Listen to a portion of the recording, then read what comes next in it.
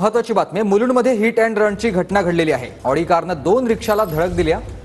या ऑडी कारच्या धडकेमध्ये दोन्ही रिक्षा चालक जखमी झाल्याची माहिती असून 2 प्रवासी देखील जखमी झालेले आहेत। या रिक्षा चालकाची प्रकृती गंभीर असल्याची माहिती मिळते। रिक्षा चालकाला सध्या रुग्णालयात दाखल करण्यात आलं आहे। रिक्षाला धडक देऊन ऑडी कार चालक फरार असल्याची माहिती आहे। मुलुंड पोलिसांनी गाडी ताब्यात घेतल्याची देखील माहिती मिळते। कृष्णा सोनारवाडकर माझे सहकारी याविषयी आपल्याला अधिक माहिती देतात। कृष्णा, सुमित, मुलुंड पोलीस ठाण्याच्या हद्दीत ही घटना घडलेली आहे। आज सकाळी ही घटना घडल्याची माहिती मिळते आहे। एक ऑडी गाडी जी भरधाव वेगानं 2 रिक्षा चालकांना धडकली आणि त्यानंतर ऑडीचे चालक जो आहे तो फरार झालेला आहे।